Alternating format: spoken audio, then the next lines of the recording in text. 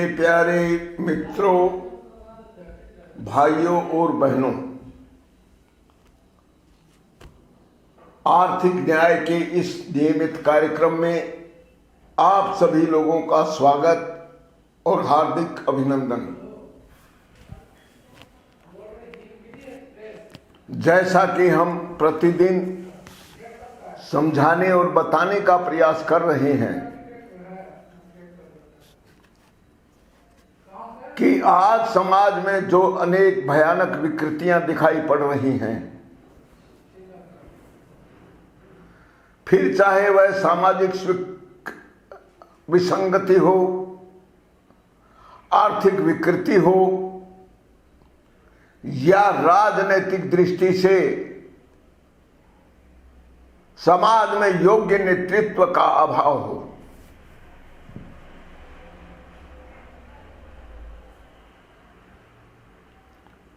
उनके रहते हुए एक आदर्श समाज की स्थापना नहीं हो सकती।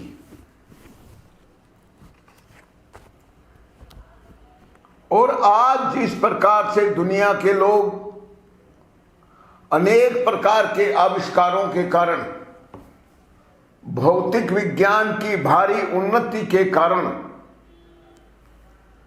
आपस में जुड़ गए हैं,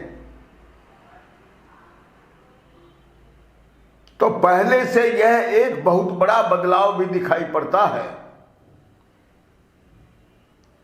कि ऐसी स्थिति में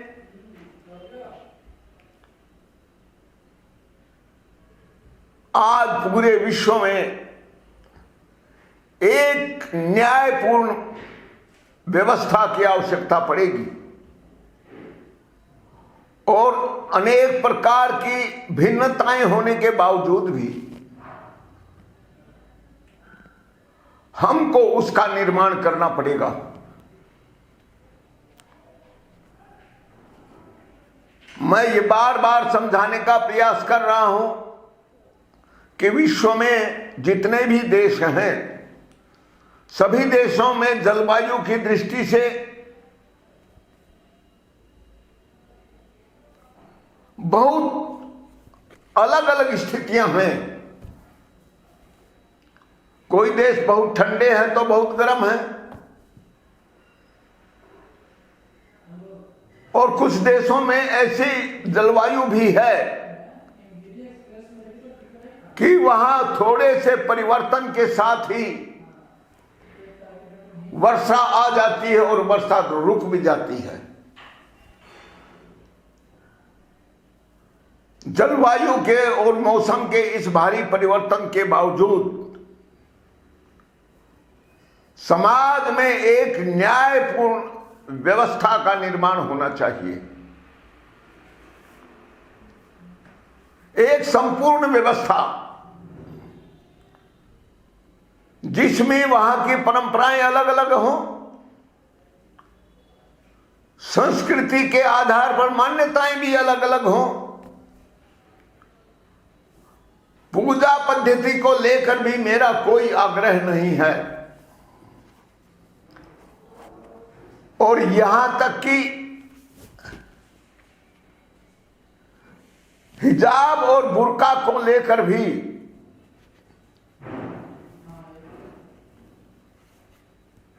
अलग अलग परंपराएं हो सकती हैं, लेकिन यह मैं अवश्य कहूंगा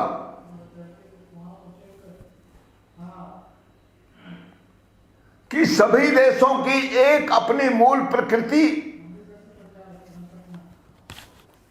परंपरा और संस्कृति भी होती है,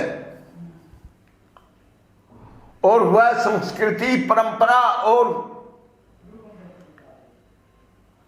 विशेषता वह समाज की परिस्थितियों के आधार पर बनती और बदलती रहती है।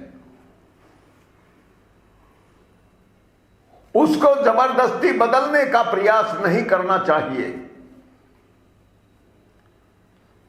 लेकिन अगर कहीं पर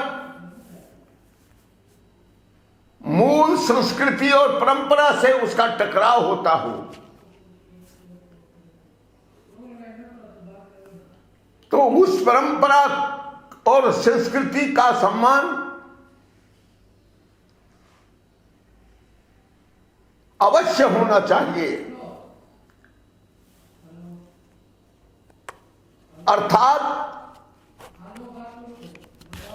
हम जिस भी क्षेत्र में, जिस भी देश में रहते हैं,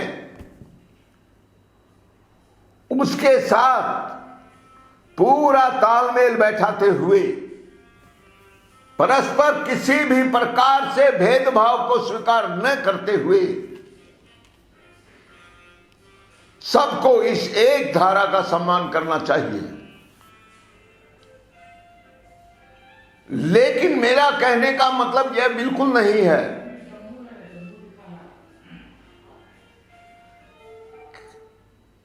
कि सहज रूप से जो सम्मान सबको मिलना चाहिए उसकी कहीं अवज्ञा भी न हो। लेकिन मैं यह जरूर कहूंगा कि समाज में आज जो भयानक स्थिति बनती जा रही है, उसमें राजनीति प्रमुख हो गई है। वास्तव में राजनीति का मकसद क्या है, इसको समझे बिना केवल सत्ता की राजनीति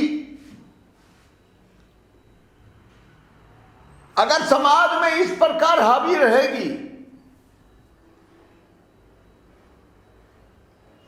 तो फिर समाज को जोड़ने की बात बेमानी हो जाती है, वह अर्थहीन बात है।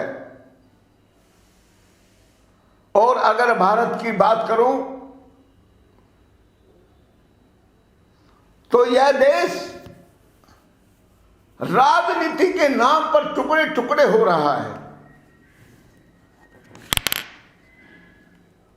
हिंदू और मुसलमान की बात बार बार उठती रहती है,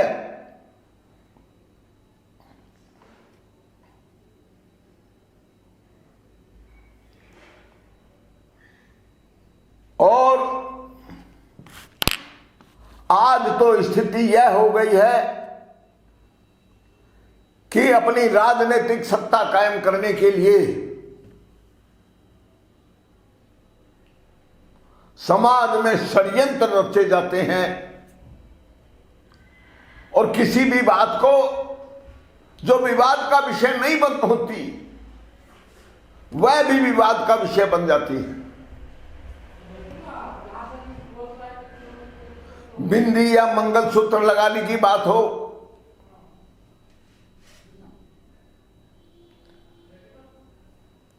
या हिजाब और बुर्के की बात हो,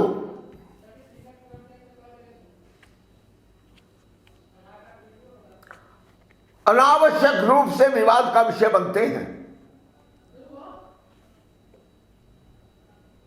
इसके साथ साथ अपनी अपनी मान्यताओं के अनुसार अनेक प्रकार के त्योहार, उत्सव, पर्व यह भी समाज में दिखाई पड़ते हैं। उनके बीच भी जो सद्भाव होना चाहिए, समादर होना चाहिए, वह भी समाप्त हो रहा है।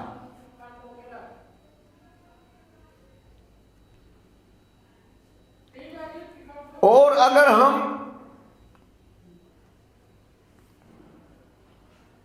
विश्व में चल रहे युद्धों के बारे में बात करें तो वहां पर भी हर व्यक्ति और हर पार्टी, हर दल अपनी सत्ता कायम करने के लिए, मानवता के लिए संहार की वस्तु बन गया है।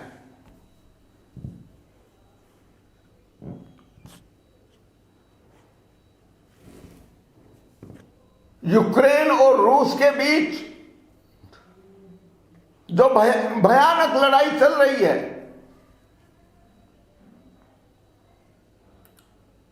उसका उदाहरण इस संबंध में दिया जा सकता है। उसके भयानक विनाश को देखते हुए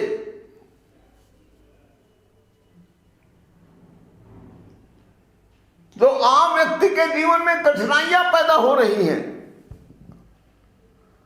अच्छे अच्छे भवन धू धू करके आग में जल रहे हैं, सोते हुए लोगों पर की जा रही बम वर्षा, एक प्रकार के अत्यंत घातक हथियार जो पलक झपकते ही किसी अच्छे से अच्छे क्षेत्र का क्षणों में विनाश कर सकते हैं, राख के ढेर में, पत्थरों के ढेर में बदल सकते हैं।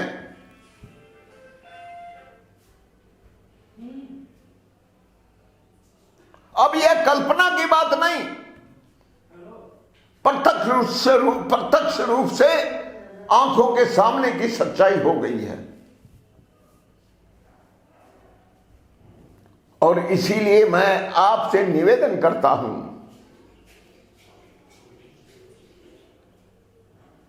कि न्याय का जहां कोई मापदंड न हो, सही और गलत के बीच कोई भेद ही पता न चले,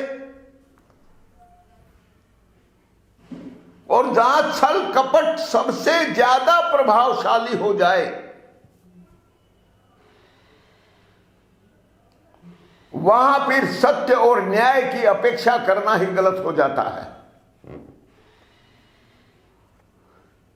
लेकिन मैं जिस भयानक स्थिति की बात कह रहा हूं,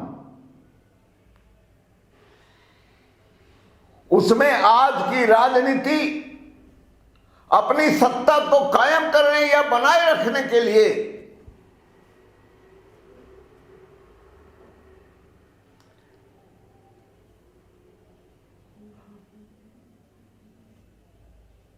बहुत ही खतरनाक रूप से बढ़ती जा रही है।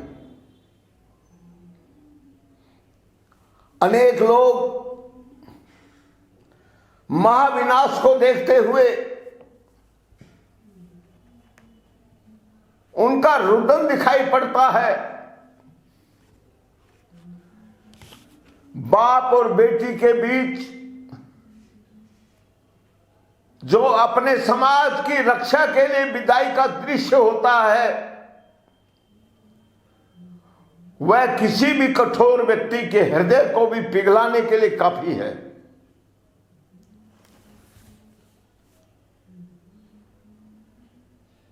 मानवता का यह विनाश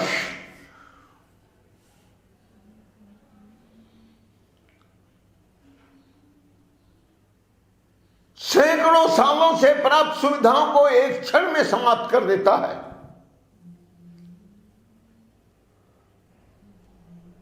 कथित रूप से शत्रु देशों की सेनाएं हमारे शहर को, हमारे गांव को, हमारी राजधानी को बर्बाद न कर पाए, उसका विनाश न कर पाए, तो बने बनाए पुलों को, जो आवागमन के लिए बहुत जरूरी होती हैं और जिन्हें विकास का मापदंड माना जाता है, उनको खुद ही उड़ाना पड़ता है।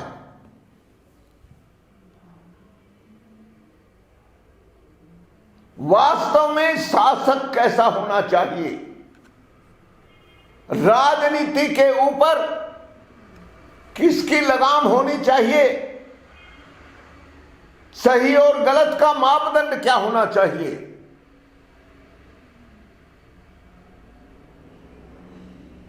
यह सब सोच विचार का विषय नहीं रहा। और यह स्थिति कितनी भयावह होगी, इसे आप भी समझ सकते हैं।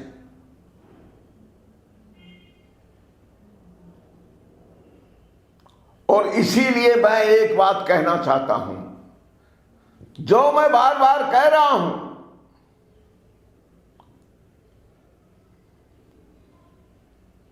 तो मनुष्य ने निरंतर अपने ज्ञान को बढ़ाने के लिए हजारों वर्षों तक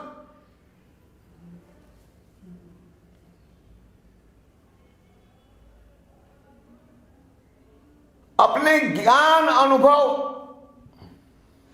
और चिंतन से जो सुख का रास्ता निकाला, अब उसका विचार ही बदल गया और सभ्य कहा जाने वाला मनुष्य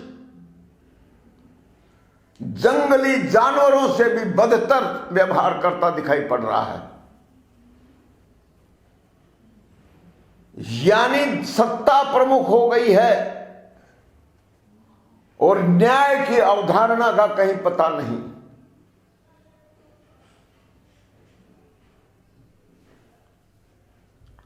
ऐसी स्थिति में किसी भी व्यक्ति को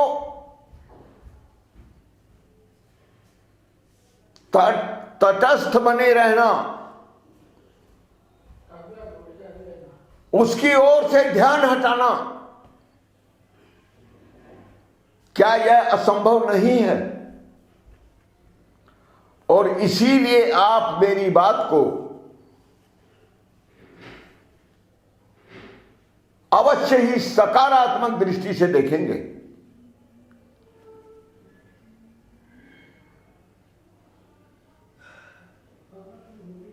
इस्लाम हो या हिंदुत्व या चर्च की अवधारणा, अर्थात अपनी अपनी पूजा पद्धतियां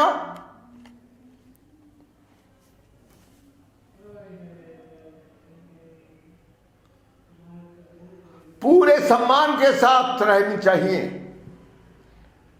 लेकिन कहीं पर भी ये अलगाववाद का प्रतीक न बन पाए, यह तो अत्यंत आवश्यक है। सब लोग इस बात को समझ सकते हैं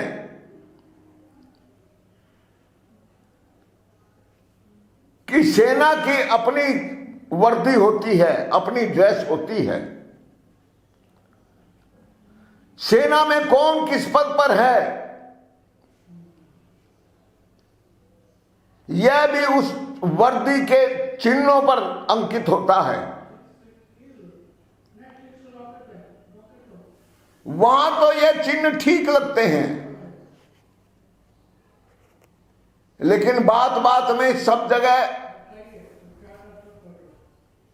इसी प्रकार के चिन्हों की बात करना,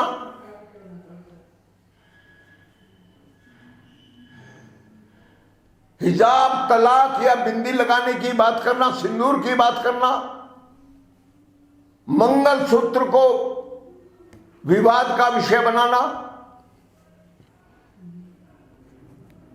क्या यह मानवता के लिए खतरनाक नहीं होगा?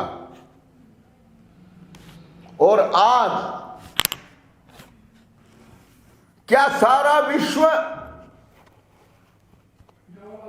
इसी स्थिति का शिकार नहीं हो रहा है?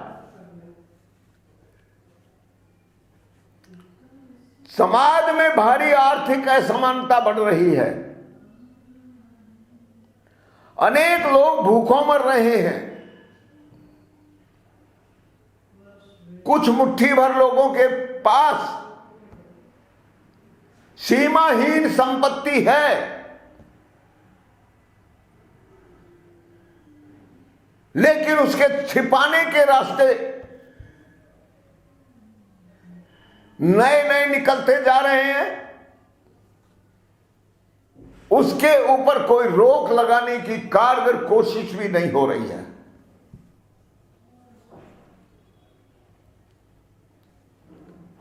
और राजनीति के चरित्र को अगर देखें तो मैं भारत के संविधान की बात करूं या दुनिया के किसी देश की बात करूं,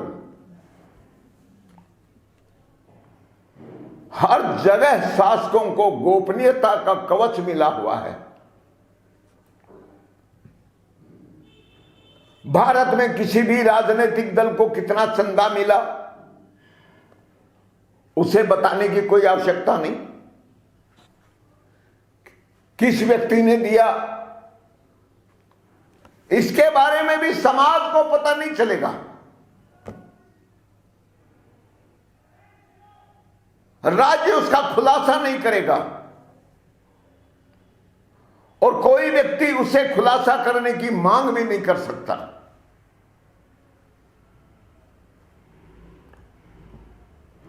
कितनी गुप्तचर संस्थाएं इसी काम में लगी रहती हैं, लेकिन उनकी रिपोर्ट भी सार्वजनिक नहीं की जाती और सार्वजनिक करने के लिए लोकसभा और राज्यसभा की मंजूरी जरूरी होती है। मेरी समझ में तो यह भयावह स्थिति सारी दुनिया के विनाश का कारण बनेगी। मेरा कहना बिल्कुल स्पष्ट है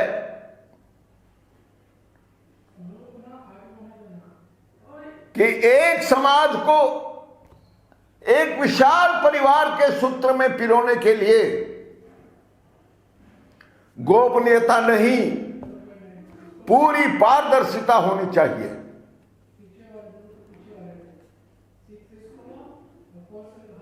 मैं बार बार इस बात को कह रहा हूं, गोपनीयता एक सबसे घिनौना षड्यंत्र है और वह भारतीय संविधान का भी हिस्सा बना हुआ है। सारे विपक्षी दल गोपनीयता के अधिकार का दुरुपयोग करने का आरोप लगाते हैं, लेकिन जब संसद में बैठे हुए चुने हुए लोग, जिन्हें हम जनप्रतिनिधि कहते हैं, वे हिंदू हो या मुसलमान, औरत हो या मर्द, अगड़े हो या पिछड़े, वो भीमराव अंबेडकर जी के अनुयायी हो या इससे बाहर के लोग हों, मेरी समझ में तो इससे कोई फर्क नहीं पड़ता। समाज में होने वाला यह भेदभाव जितना जल्दी समाप्त कर दिया जाए उतना ही मानवता के लिए और प्रत्येक व्यक्ति के सुख के लिए अनिवार्य है।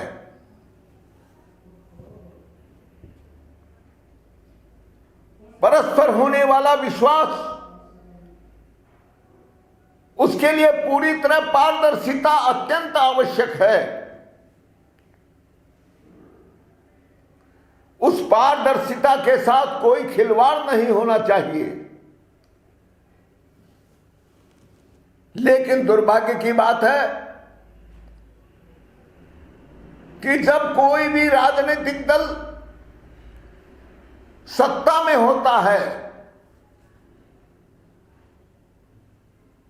तो इस गोपनीयता की रक्षा की बात करता है, और जब बहुमत लोकसभा में और राज्यसभा में इस प्रकार के लोगों का होता है तो फिर गोपनीयता की बात को समाप्त करना और समाज के साथ पूरी पारदर्शिता के अधिकार की बात, क्या यह पाखंड और ढकोसला नहीं हो जाएगा? दुर्भाग्य की बात यह है कि हमने समाज में राजनीतिक नेतृत्व पर कोई लगाम तक नहीं रखी है। मुझे यह बात समझ में नहीं आती, राज्य के पास करने या न करने के सारे अधिकार हैं, जानकारी लेने के सारे अधिकार हैं, लेकिन प्रशासन के उच्च पदों पर बैठे हुए लोग और सत्ता में विधायक और सांसद और सरकार में मंत्री बनकर बैठे हुए लोग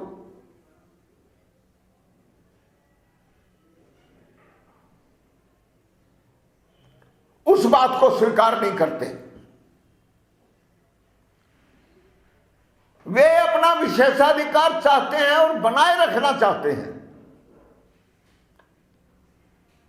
उसके सकारात्मक पक्ष की बात करते हैं और नकारात्मक पक्ष की अवज्ञा करते हैं।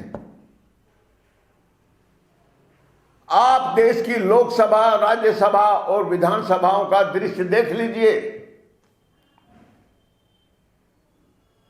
कि हर बात में दो भाग, एक विरोधी और एक पक्ष। यह क्या तमाशा है? यह तो समाज को तोड़कर टुकड़े टुकड़े करने का षड्यंत्र है। यह बात कम से कम जो विद्वान लोग हैं, जो पूरे समाज का कल्याण चाहते हैं, उनके दिमाग में तो आनी चाहिए। वो इसका समर्थन क्यों करते हैं, इसका विरोध क्यों नहीं करते? और राजनेताओं के हाथ में सारा नेतृत्व समाज का अगर इसी तरह आता रहा तो सत्ता में बैठे हुए लोग खुद ही समाज का विनाश कर देंगे। क्योंकि व्यक्ति में लोभ, लालच और स्वार्थ की जो प्रवृत्ति है, उसके ऊपर सत्य और न्याय का अंकुश होना चाहिए। कि दुनिया में कोई भी देश ऐसा क्यों नहीं है जहां पर समाज के प्रत्येक व्यक्ति को सब कुछ जानने का अधिकार हो। मैं इस बात को स्वीकार करता हूं कि सरकार को थोड़े से काम का संपादन करने के लिए, छोटे से समय के लिए गोपनीयता की आवश्यकता होती है। विघ्न संतोषियों से समाज को बचाने के लिए इसकी अनिवार्यता को भी मैं स्वीकार करता हूं। लेकिन वह समय बीत जाने के बाद जल्दी से जल्दी समाज को पूरी सच्चाई जानने का अधिकार होना चाहिए और उसमें किसी भी प्रकार की गोपनीयता के लिए कोई स्थान नहीं है। राष्ट्रवाद के नाम पर मनमानी करने का अधिकार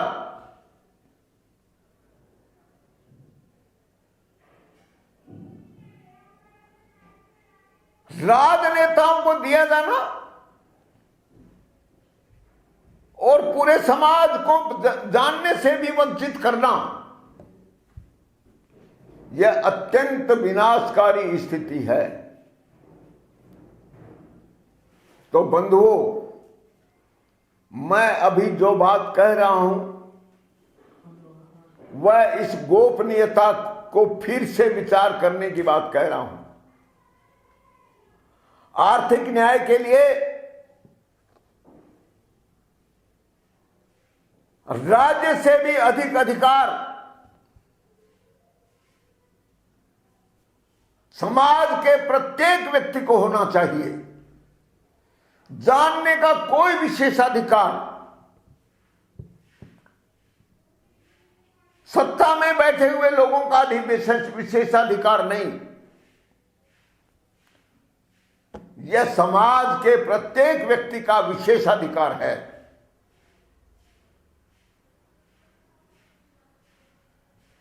और आज की स्थिति में उसे तो अधिकार मानने की बात ही नहीं हो रही है। और विकास का परिदृश्य अब चारों ओर हो रहे भयानक विनाश के कारण अत्यंत भयावह और विनाशकारी हो रहा है। वह हर व्यक्ति को डरा रहा है। लाशों के अंबार चारों ओर दिखाई पड़ रहे हैं और उसमें कितने ही बेकसूर लोग मारे जा रहे हैं। मुझे समझ में भी नहीं आता कि सत्ता में बैठे हुए लोगों को सेना रखने का अधिकार और उसकी मर्यादाएं क्या होनी चाहिए, यह क्यों नहीं बनाया गया। क्या फौजी सेना में भर्ती लोग केवल मरने के लिए पैदा होते हैं? क्या दूसरे देशों की सेनाएं उसकी दुश्मन होती हैं? अगर भारत पाकिस्तान की बात करूं तो कभी यह एक देश दो टुकड़े होने के बाद जो 50 साल का समय एक दूसरे को नष्ट करने में लगाया, बल्कि 70-75 वर्ष का समय एक दूसरे को नष्ट करने में लगाया, क्या यह मानवता के साथ खिलवाड़ नहीं था? और आज भी वह कहानी यूक्रेन और रूस के विवाद के रूप में पूरी दुनिया में दोहराई जा रही है। और इसीलिए मैं इस बात को कहना चाहता हूं कि अगर आप पूरी मानवता को सुखी बनाना चाहते हैं,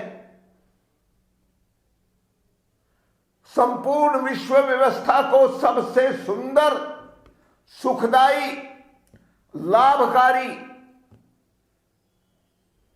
और सबको एक विशाल परिवार की तरह रहने का अधिकार देना चाहते हैं, तो आपको आर्थिक न्याय को केंद्र मानकर बात करनी पड़ेगी।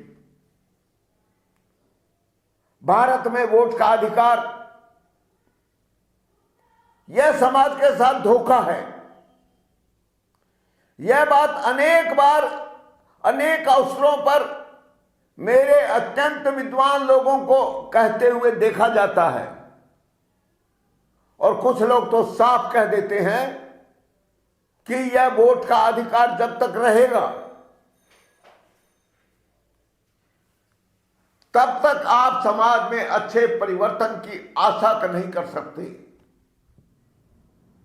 और यही कारण है भारत में चुनाव होते रहे, कथित रूप से झूठा लोकतंत्र हमारे यहां है, और उसका संरक्षण कौन करता है? तो संविधान करता है। तो फिर गोपनीयता का अधिकार कौन देता है? क्या यह आपके विचार का विषय नहीं है? तो फिर यह गोपनीयता का अधिकार समाज को धोखा देने के लिए क्यों बनाया गया? और सत्ता के किसी भी शक्तिशाली पद पर बैठने के लिए उसकी शपथ का प्रावधान क्यों रखा गया?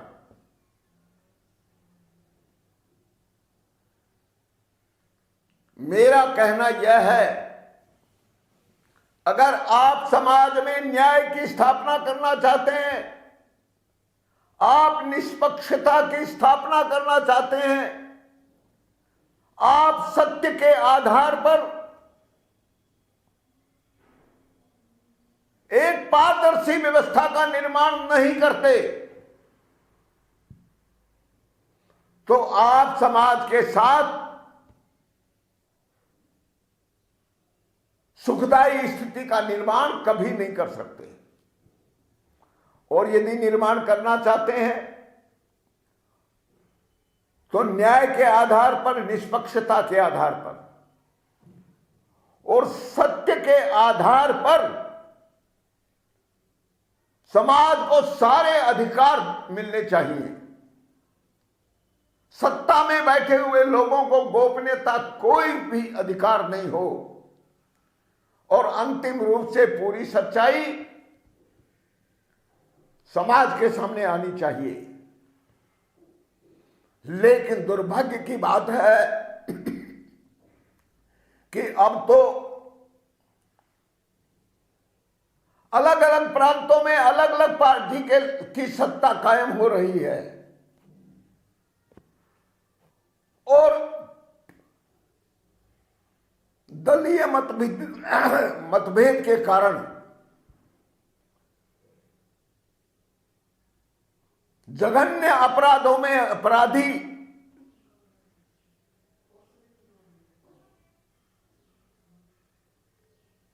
विधानसभाओं में और लोकसभाओं में चुने जाते हैं।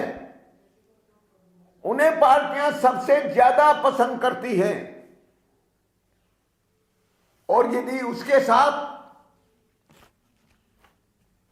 वह विशाल संपत्ति का मालिक भी होता है तो वही विधानसभा और लोकसभा के लिए सबसे बढ़िया उम्मीदवार होता है, क्योंकि ताकत और पैसे के बल पर घटिया से घटिया व्यक्ति को सर्वोच्च संस्थाओं में पहुंचाना यह सबसे सरल काम हो गया है। और इसीलिए मेरा दर्द समझिए, यह समाज के प्रत्येक व्यक्ति का दर्द है और यदि उसे सुखी जिंदगी जीने का अधिकार, आप उसको जन्म का अधिकार मानते हैं तो फिर आपको सबसे पहले न्यायपूर्ण अर्थव्यवस्था की अवधारणा को समझना चाहिए और उसमें एक बहुत छोटा सा सूत्र अगर आप सारी व्यवस्था में जोड़ दें तो आप जिस प्रकार की व्यवस्था चाहते हैं उसका स्वरूप उभर कर सामने आएगा। और इसीलिए मैं कहता हूं कि वह छोटा सा सूत्र क्या हो, और आप सभी से निवेदन करता हूं, विशेषकर समाज के प्रति, अपने कर्तव्य के प्रति, मानवता के प्रति प्रेम रखने वाले लोगों से और विद्वान लोगों से यही आग्रह करता हूं, यह किसी व्यक्ति का सवाल नहीं। आप हर बात को मेरा नाम लेकर कहें, यह मुझे स्वीकार नहीं है, क्योंकि यह मेरे किसी घमंड से नहीं निकला है, बल्कि हृदय से निकली हुई सहज बात है। इसे मेरा अभिमान, मेरा गर्व कहना, यह मेरे साथ अन्याय है। मेरे कहने के तरीके में कुछ दोष हो सकते हैं, आखिर मैं भी तो आपकी तरह ही एक सामान्य इंसान हूं और मैं समझता हूं कि इंसानियत की यह कसौटी यह सभी के लिए लागू होती है। आज मैं भले ही अपराधी नहीं हूं, लेकिन कल का कोई भरोसा नहीं। कोई भी विकृति, कोई भी कमजोरी मुझसे भी गलत काम करवा सकती है।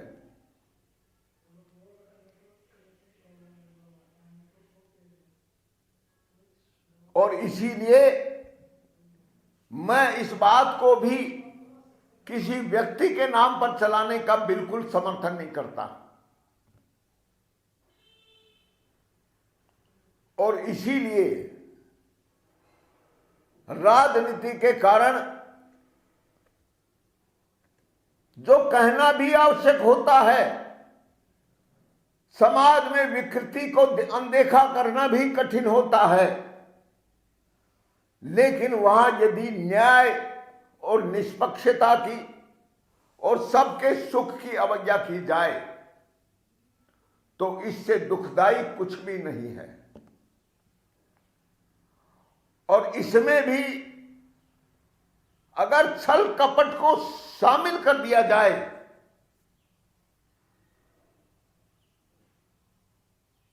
तो फिर उससे क्या निकलेगा? झूठ, बेईमानी, अन्याय और अत्याचार के अलावा कुछ भी निकलने वाला नहीं है। और इसीलिए मैं कहता हूं कि सारी व्यवस्था का मूल आधार केवल आर्थिक न्याय है और आर्थिक न्याय के आधार पर अब हर व्यक्ति को औसत सीमा तक प्राकृतिक साधनों पर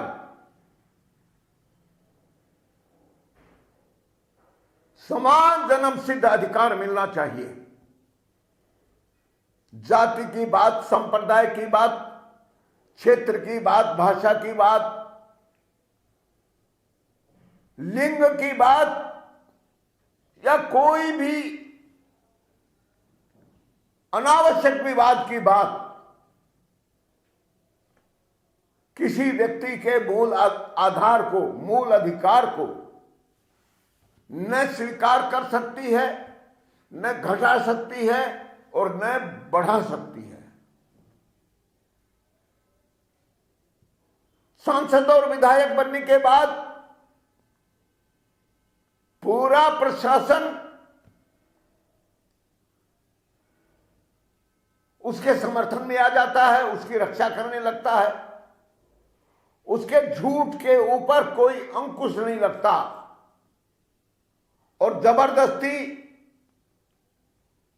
वह अपना पाखंड और अपना षड्यंत्र पूरा करके समाज को धोखा देकर निकल जाता है।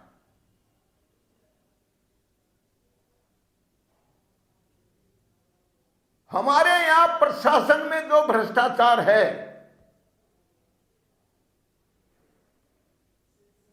इसमें जो बड़े बड़े भ्रष्टाचारी हैं वह तो साफ बच जाते हैं और छोटा भ्रष्टाचारी, छोटा अपराधी फंस जाता है और हम उसको सजा देने पर, जेल में डालने पर बड़े छाती ठोकते हैं। लेकिन जो सत्ता के उससे भी उच्च पदों पर हैं, उनको दंडित करने का आज तक कोई रास्ता नहीं निकला है। अर्थात आपके हर जाल में छोटी मछली तो फंसती है, लेकिन अगर गलती से कोई मगरमच्छ उस जाल में फंस गया तो वह पूरे जाल को तोड़कर निकल जाता है। यह सत्य बार बार सबके सामने आता है। इसलिए मेरा निवेदन है कि पहले आम आदमी का जन्म सिद्ध अधिकार क्या है, जो किसी भी स्थिति में खत्म नहीं हो सकता, उसके ऊपर आपकी दृष्टि होनी चाहिए। और मैंने यही कहा है, हर व्यक्ति को काम करने, कमाने और खाने की पूरी स्वतंत्रता हो, लेकिन स्वतंत्रता उदंडता में न बदले, धन की अधिकता के कारण, अपने किसी जाति और राजनीतिक प्रभाव के कारण वह पूरे समाज को धोखा न दे। क्या इसका प्रावधान नहीं होना चाहिए? और अगर आप यह प्रावधान करना चाहते हैं तो औसत संपत्ति का अधिकार हर व्यक्ति का जन्म सिद्ध अधिकार हो, और किसी भी व्यक्ति को औसत से ज्यादा संपत्ति रखने का और उसको मालिक कहलाने का अधिकार न हो। और इसीलिए मैं इस बात को बार बार कह रहा हूं कि अर्थव्यवस्था का स्वरूप इसी आधार पर अगर निर्धारित नहीं किया गया तो फिर न्याय को जिंदा रखने का कोई प्रयास सफल नहीं होगा। और बार बार यह बात भी आती रहती है, चुनाव होते हैं, पार्टियां बदलती हैं, व्यक्ति बदलते हैं, लेकिन मूल रूप से व्यवस्था नहीं बदलती। और यदि मूल रूप से व्यवस्था के ऊपर गहराई से चिंतन किया जाए तो औसत संपत्ति अधिकार वही हमको हर व्यक्ति के जीवन का आधार, जिसे किसी भी स्थिति में खंडित नहीं किया जा सकता, उसको ही मानना पड़ेगा। आप किसी भी व्यक्ति को दंडित करें, उसमें जेल में डालें या फांसी भी दें, हालांकि मैं जीने के अधिकार को भी व्यक्ति का मूल अधिकार स्वीकार करता हूं, लेकिन यदि कोई अपराधी उसका भी उल्लंघन करे तो फिर उसको भी अस्वीकार करने का कोई अर्थ नहीं।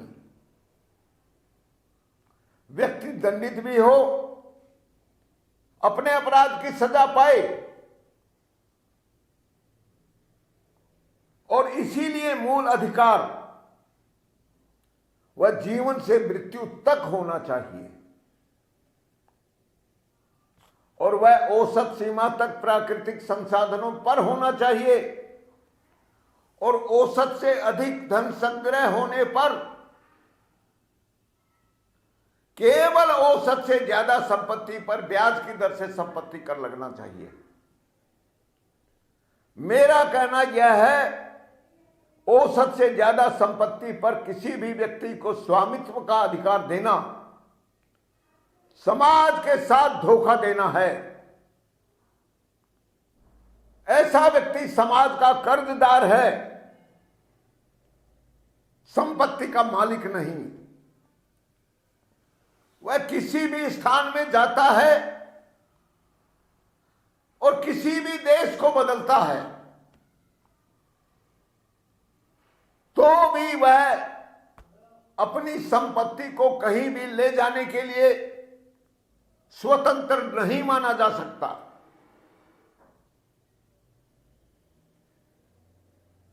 उसे कहीं भी जाने का अधिकार केवल औसत संपत्ति के आधार पर ही मिलेगा। बाकी संपत्ति जहां का वो व्यक्ति है उसे वहीं छोड़ना पड़ेगा, चाहे वह देश बदले या दुनिया बदले। वोट का अधिकार उसके ऊपर भी यही नियम लागू होगा, क्योंकि जिस प्रकार ये धनी लोग अपनी सुविधा के अनुसार देश बदलते हैं,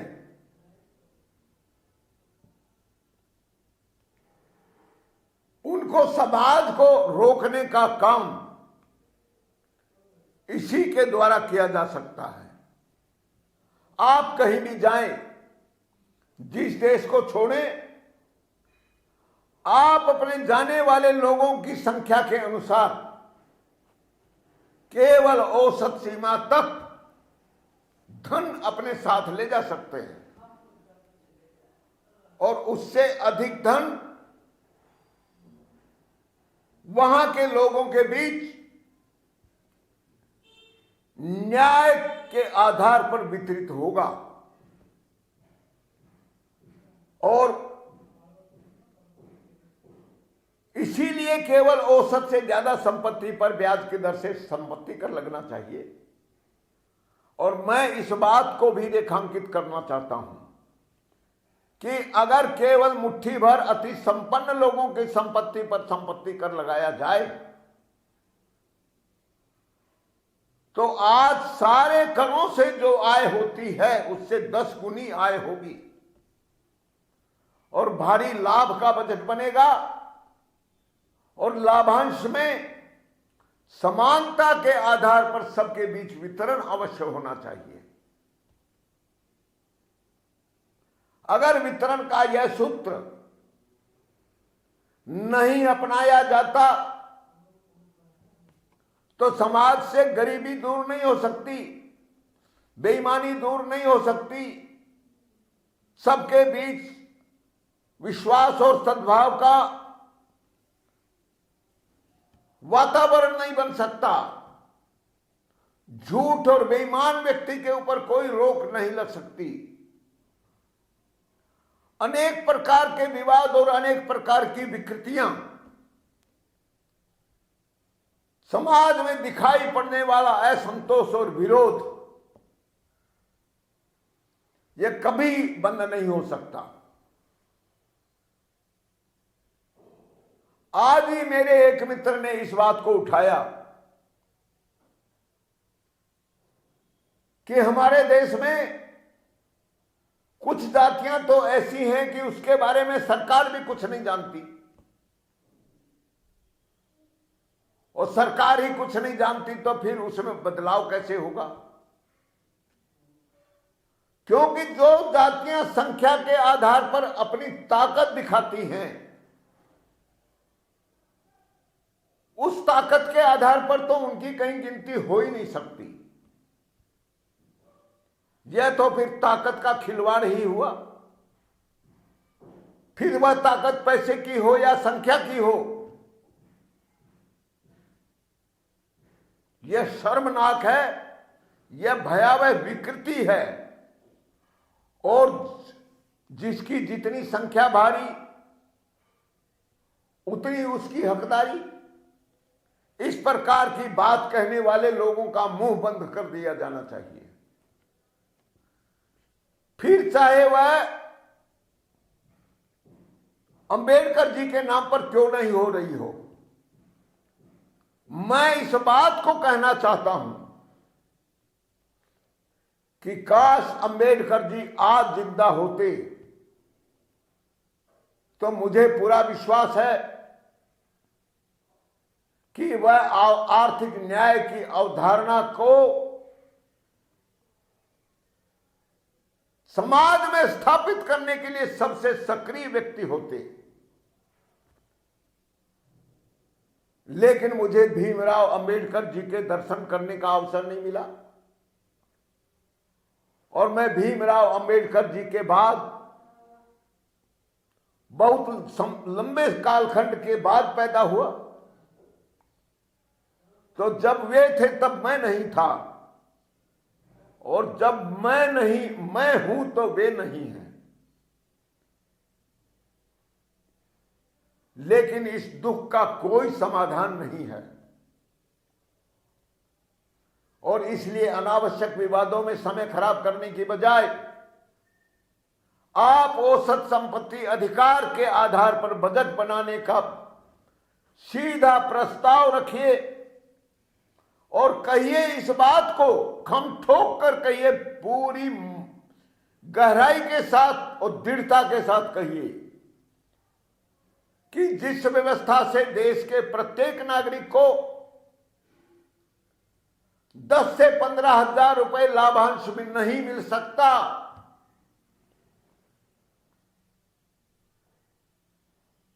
हमें उस व्यक्ति की सत्ता नहीं कायम करनी है। कानून व्यवस्था की स्थिति अच्छी से अच्छी हो, उसमें अपराधी के लिए कोई स्थान नहीं हो, फिर चाहे वह किसी भी दल का सदस्य क्यों न हो। लेकिन आर्थिक अधिकार अगर वह नहीं है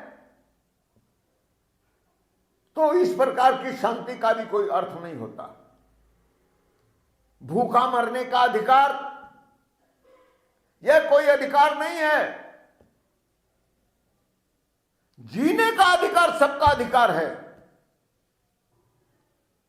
और वह तभी मिल सकता है जब आज की स्थिति में भारी लाभ का बजट बनाकर शुद्ध लाभ का वितरण बिना किसी भेदभाव के सब लोगों में होता रहे। यह बात समाज के कमजोर से कमजोर व्यक्ति के हृदय में बैठनी चाहिए, और समाज के विद्वान, मानवता के प्रति निष्ठा रखने वाले, विश्वास रखने वाले लोगों को समाज का नेतृत्व करना चाहिए।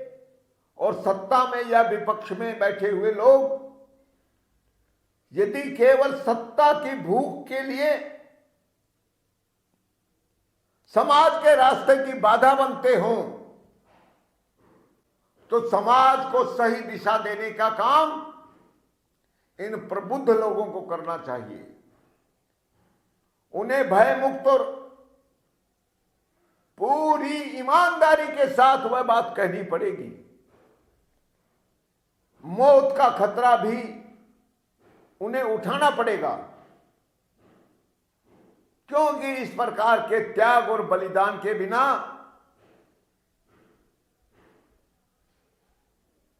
समाज के प्रत्येक व्यक्ति को यह अधिकार नहीं मिल पाएगा।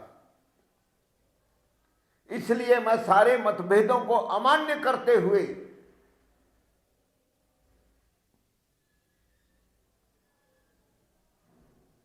न्यायपूर्ण व्यवस्था के आधार पर सारा संविधान और नियम कानून उसे बदले जाने का समर्थन करता हूं, और इसमें हर व्यक्ति को बिना किसी भेदभाव के 10,000 से लेकर 15,000 रुपए प्रति माह देने के लिए भारत सरकार का आह्वान करता हूं। मैं विपक्ष के लिए भी वही बात कह रहा हूं, और उच्च से उच्च शिक्षा ग्रहण करने के लिए महाविशेषज्ञ और विद्वान लोगों के लिए भी यही संदेश देना चाहता हूं कि आज अपनी मेहनत के बल पर कोई व्यक्ति अपना पेट भी नहीं पाल सकता। सम्मानजनक जिंदगी जीने की बात तो दूर है, और इसलिए औसत से ज्यादा संपत्ति के लिए समाज के किसी भी व्यक्ति को समाज को का कर्जदार माना जाना चाहिए। यह नई बात कहने में बहुत सरल है, लेकिन समझने में अत्यंत सरल होते हुए भी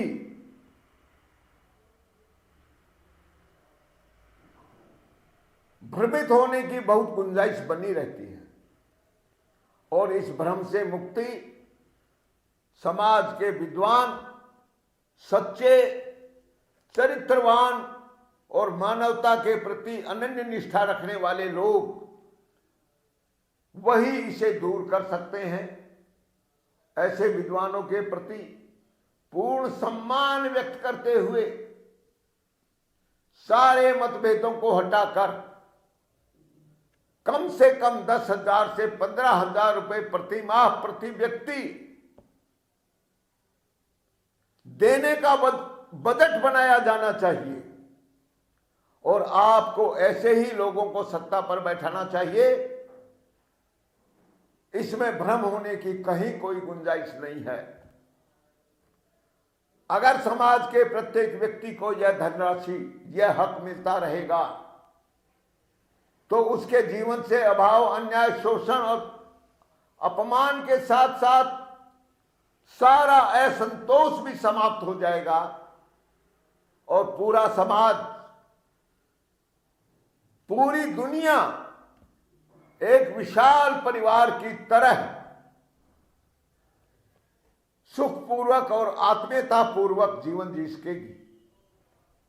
अपनी इसी बात के साथ साथ मैं अब आज की इस बात को समाप्त करने की अनुमति चाहता हूं और आप सभी लोगों को सादर प्रणाम और अभिवादन।